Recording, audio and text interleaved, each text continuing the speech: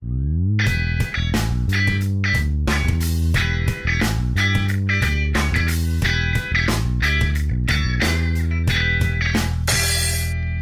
a aula de hoje, nós vamos tratar dos assuntos, os planetas gasosos, que nós também podemos chamar de os planetas gigantes, né? Até algum tempo atrás, quando nós falávamos de planetas, a gente não fazia assim muita subclassificação. Eram os planetas. E os planetas eram 9, começando por Mercúrio e terminando em Plutão. Mas como vocês vão ver, essa história mudou. A forma de a gente classificar os corpos do sistema solar, em particular os planetas, mudou nos anos recentes, né? Então, nós já vimos numa aula anterior a ideia de que há 4 planetas chamados planetas rochosos ou planetas terrestres, né? Mercúrio, Vênus, Terra e Marte. E hoje nós vamos estudar um outro grupo de planetas que também tem muitas semelhanças entre si, que são os planetas gasosos, ou os planetas gigantes, e que também são 4. Os planetas rochosos estão da parte interna do sistema solar, e os planetas gasosos estão na parte externa do sistema solar. Não totalmente externa, porque depois dos planetas gasosos vem o cinturão de Kuiper e a nuvem de Oort, né? Mas, em termos de planetas, os 4 planetas gigantes são os mais externos.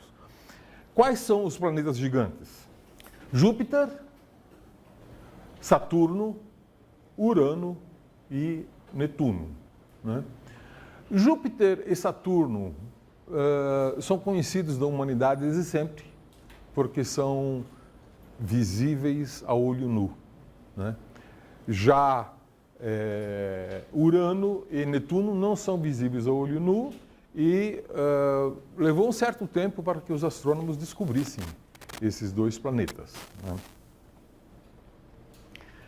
Aqui nós temos uma tabela com as principais propriedades desses 4 planetas. E é interessante a gente prestar atenção um pouco nessas propriedades porque elas são muito reveladoras, né? Por exemplo, a distância ao Sol, medida em unidades astronômicas. Só para lembrar, uma unidade astronômica é a distância da Terra ao Sol, a distância média da Terra ao Sol, que é de aproximadamente 150 milhões de quilômetros, né? Então, Júpiter está a uma distância 5,2 vezes maior do que isso. Está bem mais longe. Saturno, 9,5, Urano, 19 vezes maior e Netuno, 30 vezes mais distante do que a Terra, tomando o Sol como origem, né? O período, evidentemente, o período que esses planetas levam para dar uma volta em torno do Sol é crescente para fora, porque quanto mais longe do Sol, mais lentamente o corpo gira, né? Então, Júpiter tem um período de 11,9 anos, Saturno 29 anos, Urano 84 e Netuno 164 anos, né? Curioso, desde que Netuno foi descoberto, ele conseguiu completar um ano apenas no ano de 2010, né? Foi o primeiro ano que nós vimos a órbita então completa de Netuno. A massa desses objetos é bem maior do que os planetas rochosos. Os planetas rochosos são relativamente semelhantes entre si, né? Aqui a massa é 318 vezes maior do que a massa da Terra para Júpiter, 95 vezes para Saturno, enquanto que Urano e Netuno são um pouco menores, 14 e 17 vezes a massa da Terra, respectivamente, né? E a densidade é menor. Quer dizer, isso significa que esses corpos são realmente gigantes. Vocês se lembram que os planetas rochosos tem uma densidade típica de 5 gramas, entre 5 e 6 gramas por centímetro cúbico. Como a água tem uma densidade média de 1 grama por centímetro cúbico, os planetas rochosos são de 5 a 6 vezes mais densos do que a água, né? Já os planetas gasosos têm uma densidade típica de 1,3, 1,3 e 1,6, um pouco mais densos do que a água, menos Saturno. Saturno é mais leve do que a água. Se caísse num dos nossos oceanos, Saturno boiaria, que é mais leve do que a água, né? 0,7 gramas por centímetro cúbico, é uma curiosidade de Saturno, que, portanto, é o planeta menos denso do Sistema Solar. E uma outra coisa muito interessante é que os planetas gasosos, os planetas gigantes, apesar de terem muito mais massa e de serem muito maiores do que os planetas rochosos, giram sobre o próprio eixo mais rapidamente do que os planetas rochosos, né? Júpiter é o planeta mais massivo, de maior massa do Sistema Solar, e é o que gira mais rápido. Júpiter leva 9,9 horas. 9 horas e 55 minutos para dar a volta sobre si mesmo, né? Ao passo que Saturno leva 10 horas, Urano 17 e Netuno 16 horas. Então são períodos realmente muito curtos, comparados com a Terra, com Marte, e muito mais curtos ainda comparados com Vênus e Mercúrio, né? Aqui nós temos, então, 1/4 da fotografia de 1/4 de Júpiter, comparado com o planeta Terra. Então aqui vocês veem realmente as proporções relativas. E é por isso que nós chamamos esses planetas de planetas gigantes, porque eles são muito maiores do que os planetas rochosos, né? Inclusive, existe aqui uma mancha em Júpiter que já se observa há 400 anos que ela está lá, né? Observando em detalhe, a gente vê que é um redemoinho e que está lá, persiste. É muito estável, ao passo que as outras nuvens, elas são mais instáveis. Elas aparecem e desaparecem mais ou menos como as nuvens do nosso céu, né? Que são instáveis. Então, nós vamos ver um pouco um vídeo mostrando a rotação de Júpiter e as suas nuvens, né? Júpiter tem uma rotação, um dia, que leva 9 horas e 55 minutos. E aqui vocês podem ver várias das luas de Júpiter, né, se movimentando em torno, passando na frente e depois dando a volta, se ocultando por trás.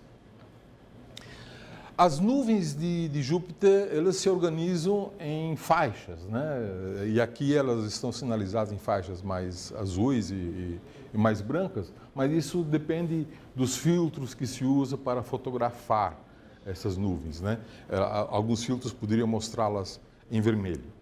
E como aqui na Terra a atmosfera tem uma grande concentração de nitrogênio, as nuvens não são de nitrogênio, as nuvens aqui na Terra, elas são de vapor de água, que tem uma fração muito pequena da atmosfera terrestre. Em Júpiter ocorre alguma coisa semelhante, né? A maior parte da atmosfera superior de Júpiter é feita de metano, mas tem também concentração de amônia. E a amônia, quando sobe, ela se condensa, formando as nuvens. Então a amônia tem o papel em Júpiter que a água tem na Terra, enquanto que o metano exerce o papel do nitrogênio em Júpiter, né? Mas vocês veem que essas nuvens mais altas giram muito mais rápido do que o próprio planeta, né? Aqui na Terra nós também temos jatos na alta atmosfera que giram com grande velocidade, não é tão diferente assim. O planeta seguinte, entre os planetas gasosos, o seguinte em distância ao Sol, é Saturno. E Saturno, como vocês todos sabem, tem anéis. Anéis, aliás, descobertos por Galileu com a sua primeira luneta, né? Então, com um pequeno auxílio, o olho humano já consegue enxergar a existência desses anéis. É claro que não com a perfeição que está sendo mostrada aqui, né? Essas fotografias muito detalhadas e muito bonitas, elas foram inicialmente tomadas por naves espaciais, né? A Voyager foi a primeira que fez uma visita até esses planetas, né? E isso, enfim, liberou as primeiras imagens em 1976, já faz bastante tempo. Depois disso, houve outras naves, em particular Galileu e Cassini, que mostraram imagens muito bonitas e dados incrivelmente precisos sobre esses planetas e suas luas, né? E também sobre esses anéis, sobre a natureza dos anéis, né? Então isso faz com que hoje a gente está vivendo uma era muito especial com relação aos corpos do Sistema Solar, porque durante quase toda a história a humanidade observou esses objetos a olho nu, né? E viu os planetas irem dando voltas e epiciclos e assim por diante.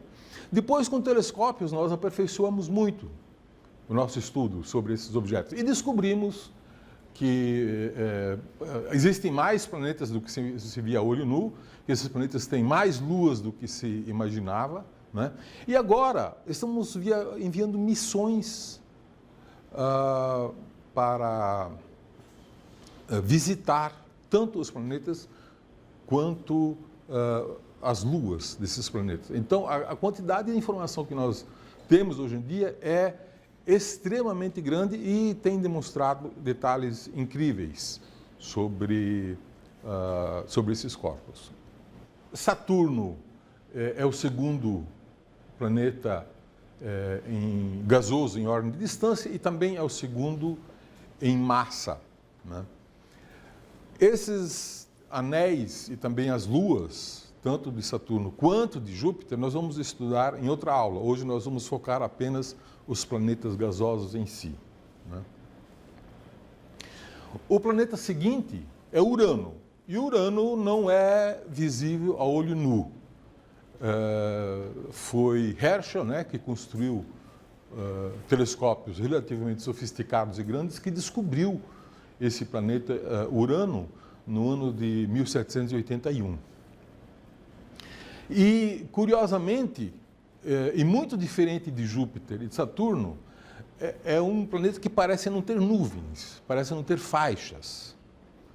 Sugere o quê? Sugere que o planeta talvez não esteja girando?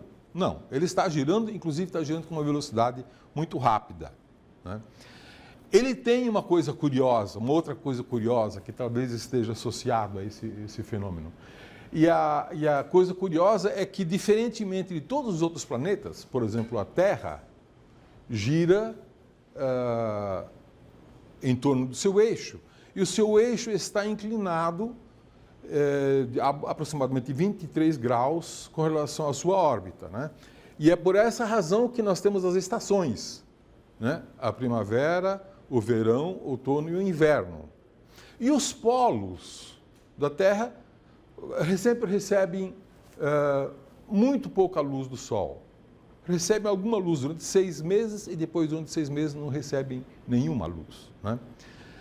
E esse é o caso de praticamente todos os planetas, com exceção de Urano, que gira apontando o seu eixo de rotação para o Sol, né?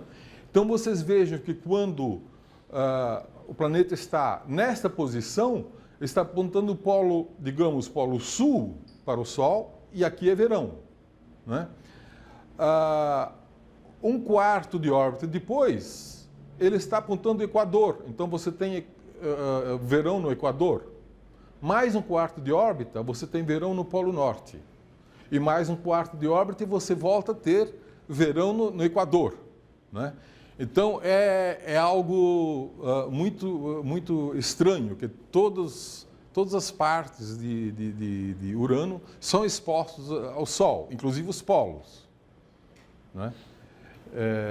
E isso é um caso único entre os planetas do Sistema Solar. É claro que vocês podiam se perguntar, mas por que é essa bizarrice? Bom, quando ocorre uma bizarrice no Sistema Solar, a gente logo vem com a fórmula mágica de que houve uma colisão com um grande asteroide que fez o sentido de rotação girar. E essa, de fato, é a coisa que nós acreditamos que tenha ocorrido, né? Provavelmente, muito no início da formação do Sistema Solar, houve uma colisão. As colisões naquela época eram frequentes, né? Porque o Sol não tinha ainda o grau o sistema não tinha o grau de organização que tem hoje, né?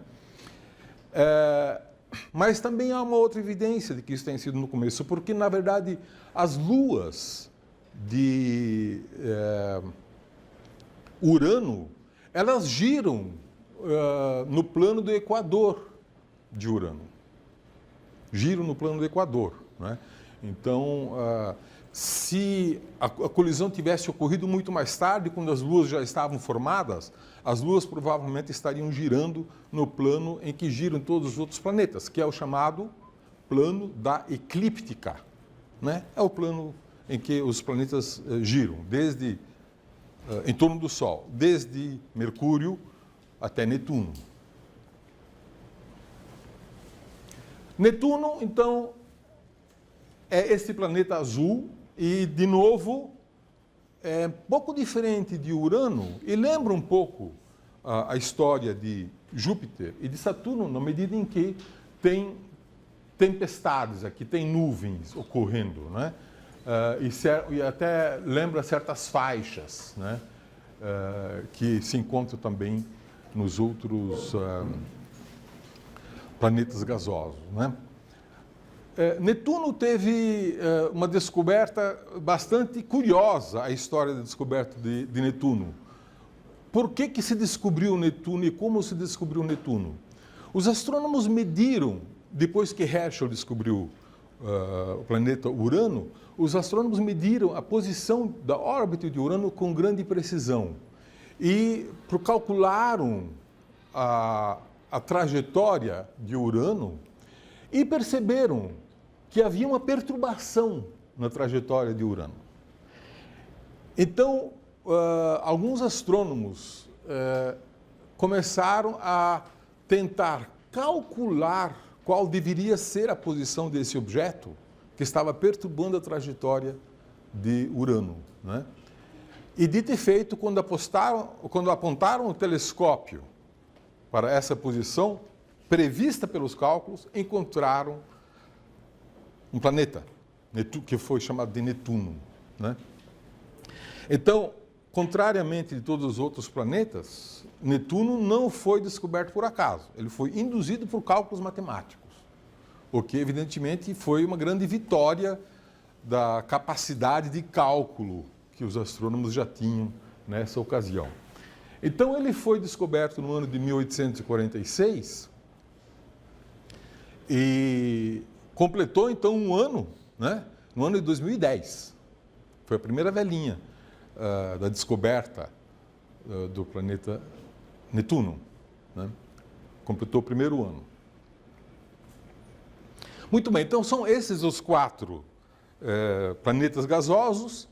E como eu mencionei, todos os 4 planetas gasosos, assim como todos os 4 planetas rochosos, giram todos no mesmo plano, em torno do Sol, que é o plano que nós chamamos de plano da eclíptica, né?